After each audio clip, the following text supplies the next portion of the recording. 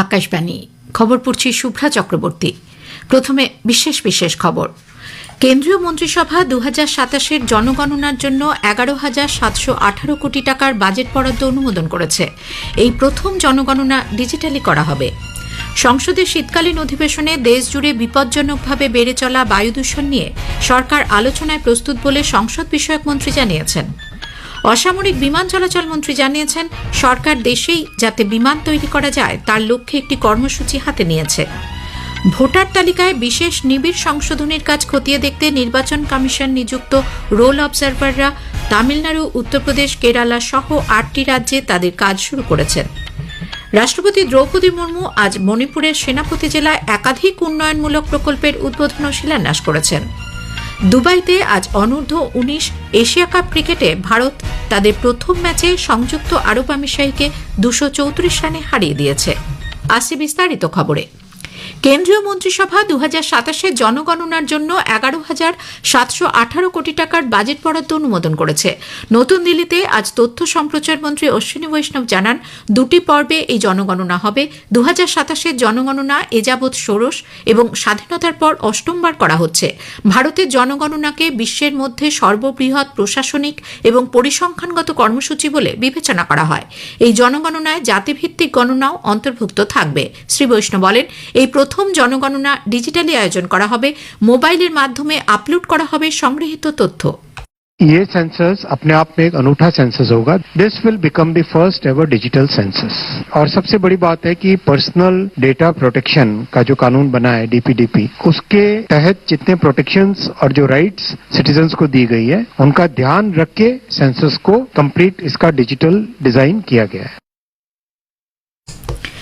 মন্ত্রী অশ্বিনী বৈষ্ণব আরও জানিয়েছেন, মন্ত্রিসভার অর্থ বিষয়ক কমিটি কোল লিঙ্কেজ নীতি, কোল সেতুর সংস্কার অনুমোদন করেছে। শিল্পে দীর্ঘমেয়াদী ব্যবহারের জন্য কয়লা ক্ষেত্রে নিলাম এবং রপ্তানির জন্য পৃথক জানালা কোল সেতু নামে চালু করা হবে। 2016 में कोल सेतु के माध्यम से जो नॉन पावर सेक्टर्स हैं उसको एक बहुत ही ट्रांसपेरेंट मेथड से ऑक्शन करने की व्यवस्था लाई गई थी। अब उसमें एक सेकंड बड़ा रिफॉर्म किया गया आज। अब इसमें irrespective of the end use any user can participate in the call Setu window. अब कोल के एक्सपोर्ट को भी प्रमोट किया जा रहा है। इससे बहुत बड़ी फ्लेक्सिबिलिटी आएगी इंडस्ट्री में। এছাড়াও মন্ত্রিসভার অর্থ বিষয়ক কমিটি ২০২৬ মরশুমে নারকেলের ছোবড়ার জন্য ন্যূনতম সহায়ক মূল্য ঘোষণা করেছে। কৃষকদের উৎপাদিত শস্যের সঠিক মূল্য দিতে সরকার ২০১৮-১৯-এর সাধারণ বাজেটে নির্দিষ্ট শস্যগুলির ন্যূনতম সহায়ক মূল্য গড় উৎপাদন মূল্যের কমপক্ষে ১.৫ গুণ দেওয়ার কথা ঘোষণা করেছিল। সরকার জানিয়েছে, দেশে রেল দুর্ঘটনা ৯০% হ্রাস পেয়েছে। রেলমন্ত্রী অশ্বিনী বৈষ্ণব বলেন, ২০০৪ থেকে ২০১৪ সালে রেল দুর্ঘটনার সংখ্যা ছিল ১,৭১১। ২০২৪-২৫-এ তা কমে দাঁড়িয়েছে ৩১ এবং চলতি বছরে এই সংখ্যা এখনও পর্যন্ত ১১। রাজ্যসভায় এক লিখিত জবাবে শ্রী বৈষ্ণব বলেন, যাত্রীদের নিরাপত্তা ও স্বাচ্ছন্দ্য প্রদানই ভারতীয় রেলের সর্বোচ্চ অগ্রাধিকার। তিনি বলেন, কুয়াশা ঘন এলাকায় দুর্ঘটনা রুখতে জিপিএস ভিত্তিক ফগ সেফটি ডিভাইস লোকো পাইলটদের দেওয়া হচ্ছে, যাতে তারা সিগন্যাল এবং লেভেল ক্রসিং এর দূরত্ব অনুমান করতে পারেন। এদিকে রাজ্যসভায় বিজেপি সাংসদ শ্রমিক ভট্টাচার্যের প্রশ্নের জবাবে রেলমন্ত্রী জানিয়েছেন, অমৃত ভারত স্টেশন প্রকল্পের অধীনে পশ্চিমবঙ্গে সন্তোষজনক গতিতে কাজ এগোচ্ছে। সংসদের শীতকালীন অধিবেশনে দেশজুড়ে বিপজ্জনকভাবে বেড়ে চলা বায়ু দূষণ নিয়ে সরকার আলোচনায় প্রস্তুত বলে কেন্দ্রীয় সংসদ বিষয়ক মন্ত্রী কিরেন রিজিজু জানিয়েছেন। লোকসভায় আজ তিনি বলেন, লোকসভার কার্য উপদেষ্টা কমিটিতে বিরোধী দলনেতা বিষয়টি উত্থাপন করেছেন, তাই নিয়ম মেনে কিভাবে আলোচনা হবে তা বিবেচনা করছে সরকার।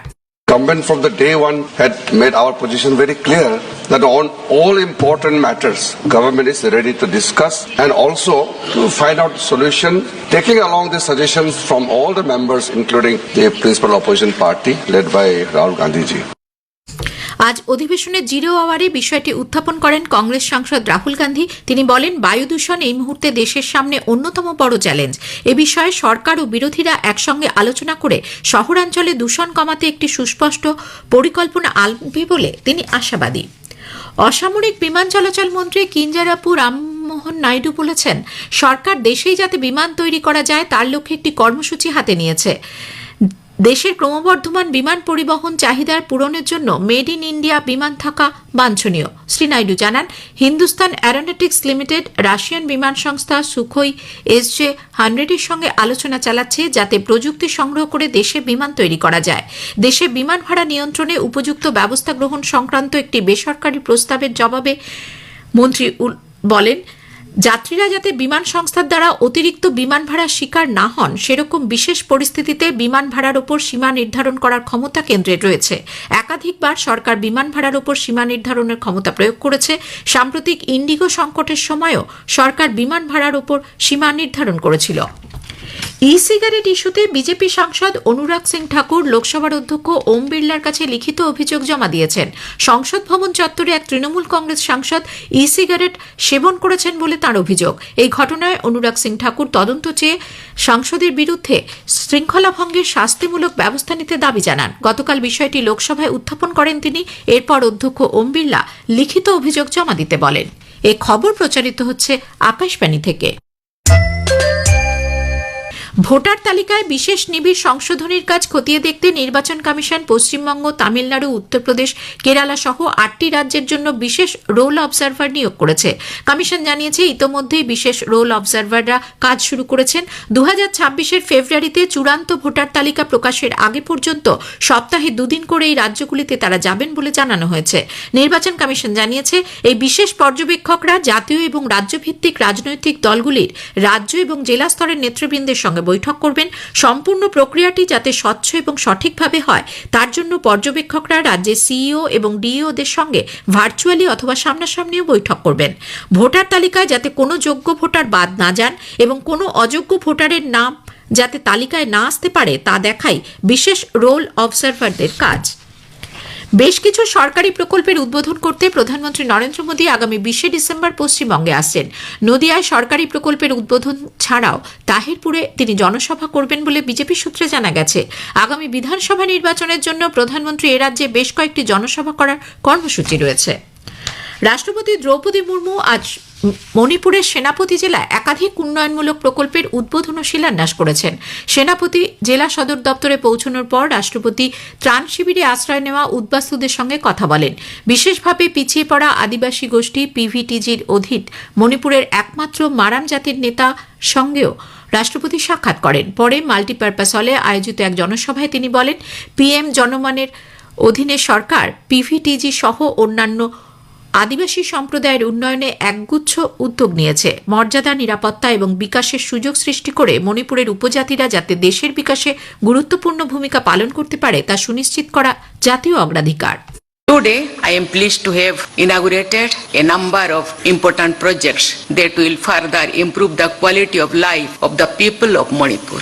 These projects in diverse areas of tribal development, agriculture, infrastructure, electricity, drinking water, education, health and sports reflect our commitment to building a more modern and inclusive Manipur. এর আগে রাষ্ট্রপতি আজ ইম্ফলে 86তম নুপিলাল দিবস 2025-এর অনুষ্ঠানে মণিপুরের সাহসী নারীদের উদ্দেশ্যে পুষ্পার্ঘ্য নিবেদন করে শ্রদ্ধা জানিয়েছেন। রাষ্ট্রপতি দ্রৌপদী মুর্মু ও প্রধানমন্ত্রী নরেন্দ্র মোদী প্রাক্তন লোকসভার অধ্যক্ষ ও কেন্দ্রীয় মন্ত্রী শিবরাজ পাটিলের প্রয়াণে গভীর শোক প্রকাশ করেছেন। সামাজিক মাধ্যমে এক শোকবার্তায় রাষ্ট্রপতি বলেন, দীর্ঘ রাজনৈতিক জীবনে শিবরাজ পাটিল লোকসভার অধ্যক্ষ, কেন্দ্রীয় মন্ত্রী, রাজ্যপাল এবং দীর্ঘদিনের সাংসদ হিসেবে একাধিক গুরুত্বপূর্ণ দায়িত্ব পালন করেছেন। প্রধানমন্ত্রী তাঁর শোক বার্তায় লেখেন, শিবরাজ পাটিল এক অভিজ্ঞ ও বিচক্ষণ নেতা ছিলেন। আগেই জানানো হয়েছে, প্রবীণ কংগ্রেস নেতা ও প্রাক্তন স্বরাষ্ট্রমন্ত্রী শিবরাজ পাটিল আজ ভোরে লাটুরে তাঁর বাসভবনে শেষ নিঃশ্বাস ত্যাগ করেন। দুবাইতে আজ অনূর্ধ্ব-19 এশিয়া কাপ ক্রিকেটে ভারত তাদের প্রথম ম্যাচে সংযুক্ত আরব আমিরশাহীকে 234 রানে হারিয়ে দিয়েছে।